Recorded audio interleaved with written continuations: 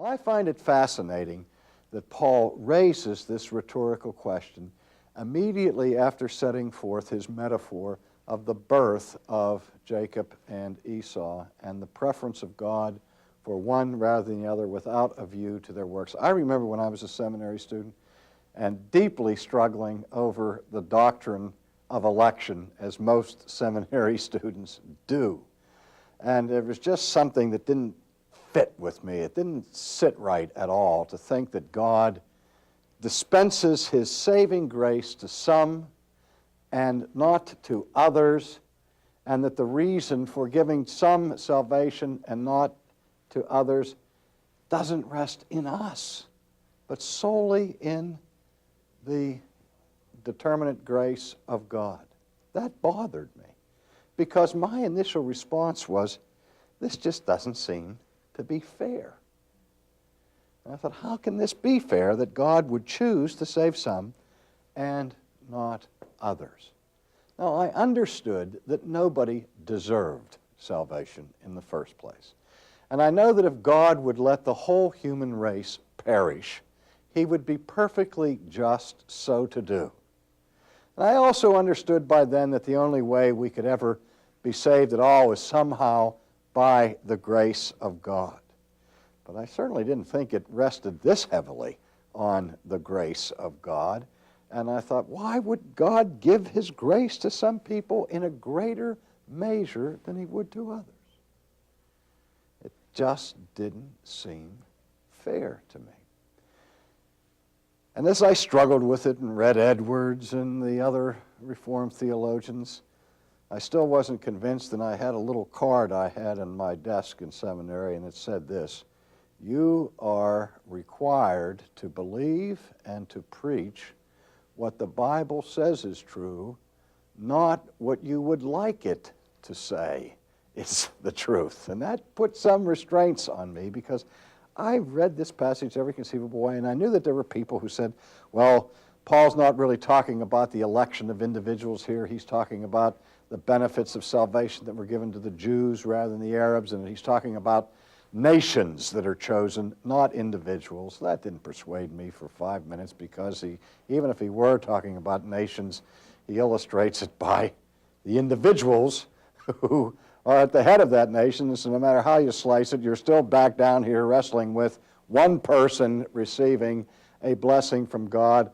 and the other person not. And it's based ultimately on the good pleasure of God himself, and it still seemed not right.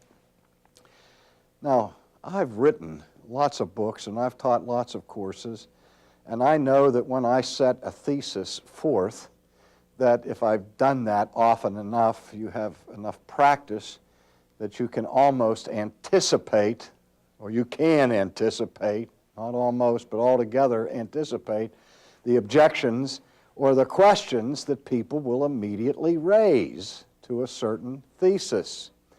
And at this point, at least, one of the few points I can identify with the Apostle Paul as a teacher is here, because the Apostle, when he was setting forth this doctrine, anticipated a response or a question.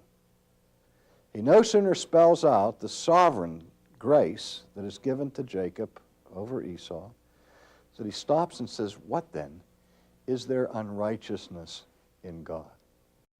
And one of the things that persuaded me that the Reformers had it right with respect to election was contemplating this very question. Because I thought like this, I thought, if Paul is trying to teach a semi-Pelagian or Arminian view of election, by which, in the final analysis, a person's election is based upon that person meeting some kind of condition, so that in the final analysis it's on you and what you have done, and this person hasn't done it, who would raise any objection about that's being unfair?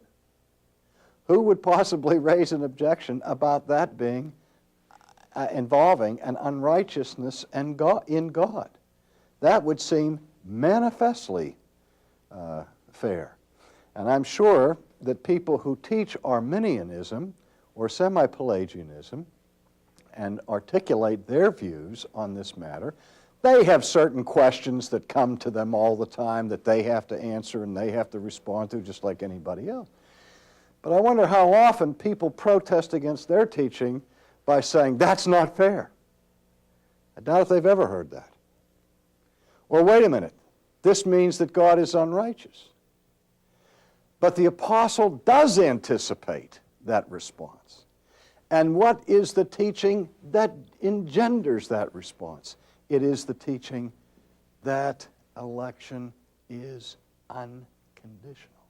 It's when you're teaching that election rests ultimately, exclusively, on the sovereign will of God and not of the performance or actions of human beings that the protest arises.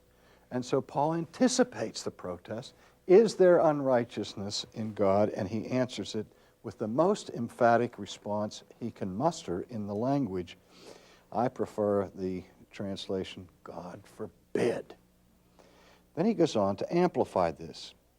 For he says to Moses, I will have mercy on whomever I will have mercy, and I will have compassion on whom I will have compassion. So here the apostle is reminding people of what Moses had to declare centuries before, namely that it is God's divine right to execute executive clemency when and where he so desires it. He says from the beginning, I will have mercy on whom